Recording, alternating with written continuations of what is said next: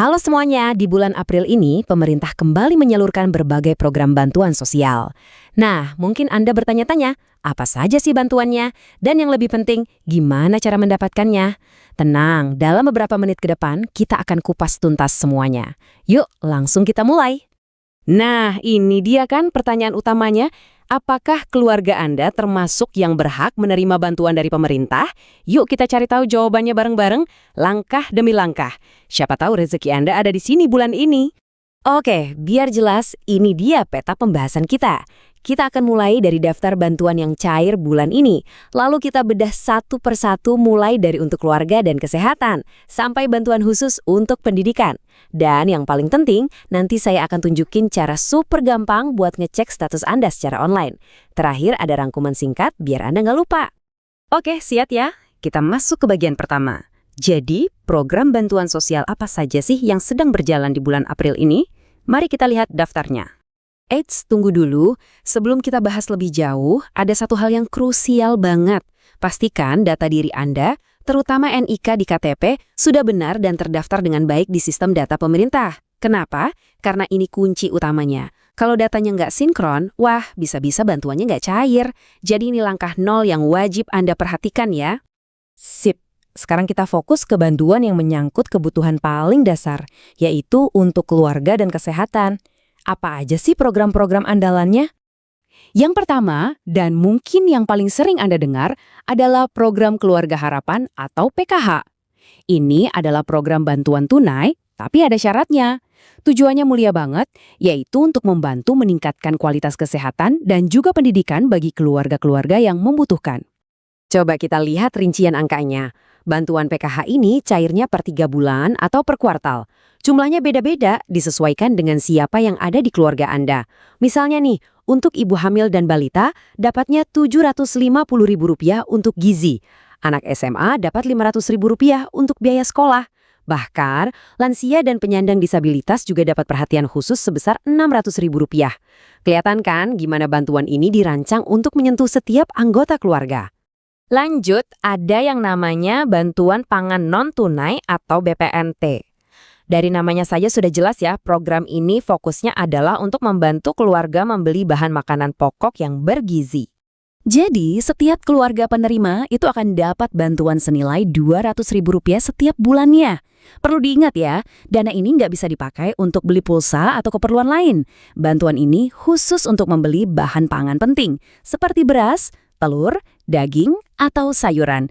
Tujuannya satu, memastikan gizi keluarga terpenuhi dan membantu mencegah stunting pada anak-anak.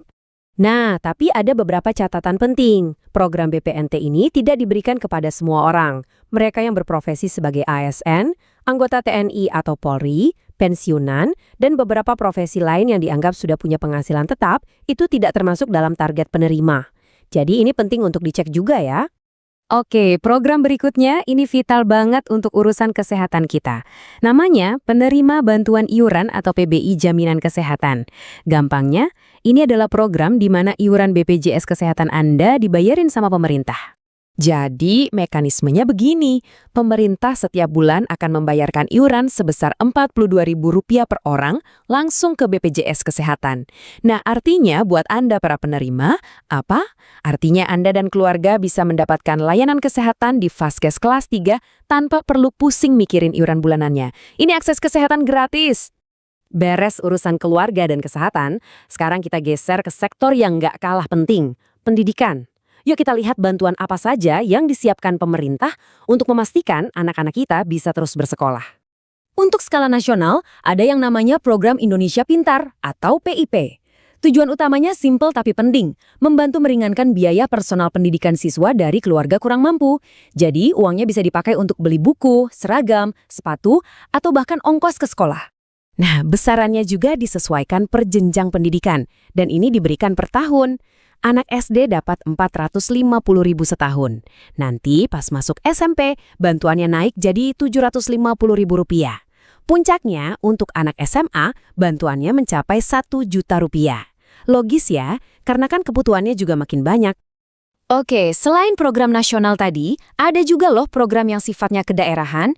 Contohnya, Kartu Jakarta Pintar atau KJP Plus. Tapi ini ada catatannya ya, bantuan ini khusus, sekali lagi, khusus untuk pelajar yang berdomisili dan bersekolah di DKI Jakarta.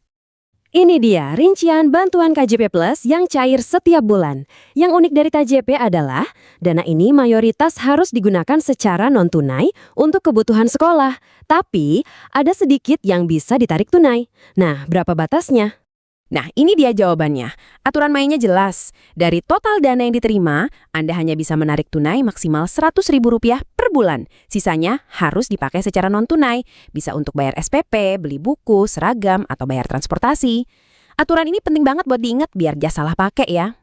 Oke, kita udah tahu jenis-jenis bantuannya. Sekarang, kita sampai ke bagian yang paling ditunggu-tunggu. Gimana sih caranya ngecek sendiri apakah nama kita terdaftar sebagai penerima atau tidak? Gampang banget kok. Oke, perhatikan baik-baik ya. Ini caranya. Cuma 4 langkah simpel. Pertama, siapkan KTP, lalu buka situs resminya di cekbansos.kemensos.go.id. Kedua, isi data wilayah Anda, mulai dari provinsi sampai desa, lalu masukkan nama lengkap Anda persis sesuai KTP. Ketiga, Anda akan lihat ada beberapa huruf acak di layar. Nah, ketik ulang huruf itu di kolom yang tersedia. Terakhir, tinggal klik tombol cari data. Udah deh, hasilnya akan langsung muncul di layar. Gampang kan? Baik, kita sudah ada di penghujung pembahasan. Sebelum kita selesai, mari kita rangkum beberapa poin kunci dan langkah-langkah praktis yang perlu Anda ingat dari semua informasi yang sudah kita bahas tadi. Jadi, setelah ini apa yang harus Anda lakukan? Simple, cukup ingat 3 hal ini. Pertama, yang paling dasar, pastikan data KTP Anda valid dan sesuai. Kedua, jangan tunda lagi, langsung coba cek status Anda di website resmi yang tadi sudah saya sebutkan. Dan ketiga, kalau ternyata Anda memang terdaftar sebagai penerima, alhamdulillah, gunakan bantuan itu dengan bijak untuk kebutuhan yang paling utama. Nah, sekarang semua informasinya sudah ada di tangan Anda. Caranya sudah tahu, jenis bantuannya juga sudah jelas. Pertanyaannya sekarang kembali ke Anda. Apa langkah pertama yang akan Anda ambil setelah ini? Semoga informasi ini bermanfaat ya.